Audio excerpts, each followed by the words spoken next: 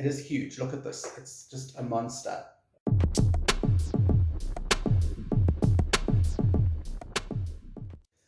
Hi, I'm Nat from Tabby Tarot. Welcome back. Today I want to talk to you about my three, to me, strangest, most little used decks, and how I actually do use them. And I'm going to show you the first one. It's a lovely, lovely deck. I think it's by, who's this by? This is by Los Scarabeo. Okay, it's the Vice Versa Tarot. Okay, so that comes in the tuck box. It's the Vice Versa Tarot. All right, there and there. And you'll see what this tarot's got when you use the Magician.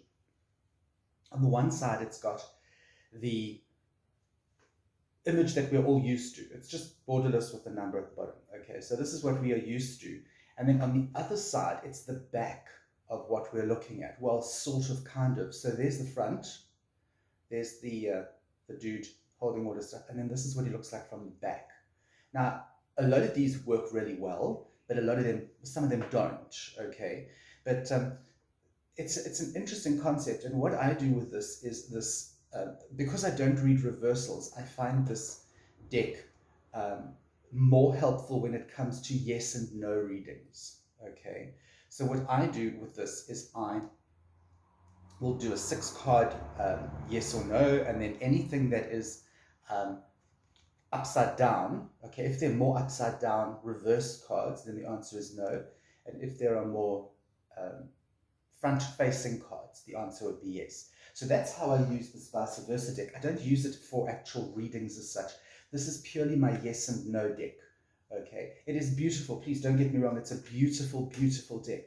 But I just can't, because I don't read reversals, I can't actually use this deck as a proper tarot deck. I only use this for yes or no readings, and I don't really like doing yes or no readings, so this gets used very seldom, even though it's beautiful. Right, second deck. You've all seen this in my collection. I've done a review on this as well, and for me, it's a very strange deck. I don't like angel decks. I only have one Doreen Virtue angel deck in my collection, and it's one of her very, very first ones. It's a tiny one. But then I saw she'd done this thing with Radley Valentine, but then she, of course, went all Christian on us, which is not a bad thing. I'm not judging. As I say, I don't judge. But the one box of cards I bought was one that she did with Radley Valentine, but she's taken her name off and he's reissued it. And it's called the Guardian Angel Tarot Cards. Now, this is a monster of a deck. I mean, you can see it's huge. It comes in this box, and it's by Hay House. It comes in this massive box with, these cards. I mean, beautiful, gilded, sort of gilded cards, gorgeous, gorgeous. But let me show you why I find it really hard to read with these cards. This is what the back of a card looks like, okay? It looks like those little chocolate bar pictures. But in the front, it's got this, which is like a picture and this huge blurb. Now, to me, I can't read that intuitively. I also find it very difficult because each of the different suits have got different names. Like the suit is action, which I can't really relate to. They don't really relate to the actual tarot deck suits. And then it's got a whole lot of stuff here. Your angels want you to know that your current challenge pushes you to be blah, blah, blah, blah. Okay. Now, I can't use that as a tarot card. I don't know if you can. I don't know if anybody else does. Anybody does who uses this deck. I can't. So what I do with this deck, because I found it very difficult to read with, and instead of having it just lying there, I was seriously thinking of giving it away, but it's just too beautiful. It's too pretty. I can't. It's gorgeous. So what I do with this deck, and as I said to you, I'm going to show you in a minute, it is a very, very large deck of cards. It is like, there's some, and there's even more here. So, yay, lucky me. It is huge. Look at this. It's just a monster. Okay, very pretty. But what I do with this is I use it as a oracle deck instead. Or what I'd often do with this is at the end of a proper tarot reading, I would pull one of these and just use that as my sort of sign out, goodbye, sayonara. Here's a little extra for you. So that's how I use the Guardian Angel Tarot. I don't use it as a tarot deck at all. Oh my goodness, where's the little book? I like the little book though because it's got all the sparkly stuff on it. Can you guys see that? Can you see the sparkly bits? I don't know if you can see that. Anyway, it's got sparkly bits on it, so I kind of like sparkly bits. Okay, and the last one I'm going to share with you is a beautiful deck, and there's a background to this deck which I'm not going to go into really. This deck is made by, or not made, but the deck is the artist to the deck is a guy called Rackham, Arthur Rackham, who was he's a very famous artist, and you'll recognize his style. I'm sure he did a lot of illustrations for books and that sort of thing. And his famous thing was fairies. He drew these incredible fairies. But if you look at the cards themselves, they are pretty. They're beautiful, but they're also very dark. Like that's the Magician card. What they've done is they've just taken these pictures of his and they've kind of just plonked them onto. Here's the Fool. They've kind of just plonked them onto a card. Not that I'm complaining. They're beautiful. They're borderless, and they are gorgeous. But I find this deck very, very dark. And it's not meant to be a dark deck at all. It's meant to be a normal deck.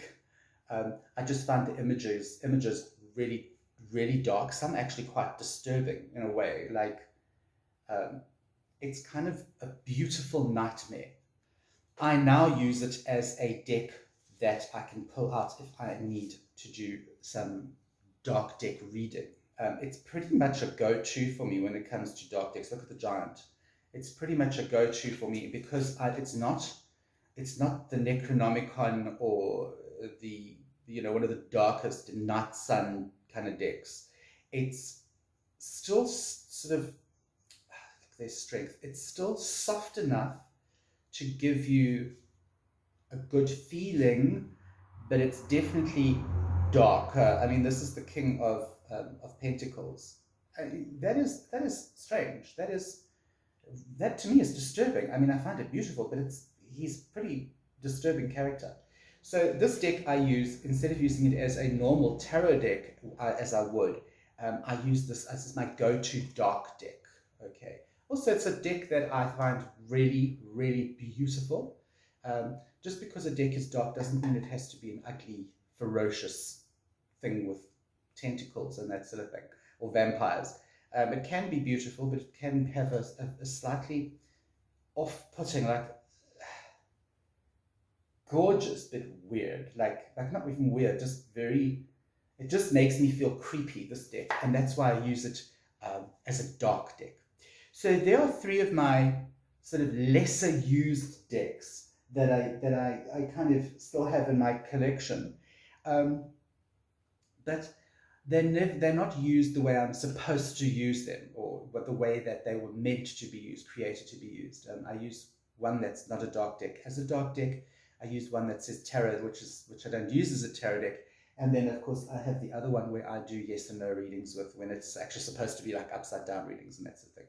So yeah, I hope that was interesting. I hope you got something out of that. I would like to know, what are your 3 least used decks, or let's say your 3 most difficult decks, and how you use them. I'm Matt from Tubby Tarot, and I'll see you next week for some more strange talk about cards.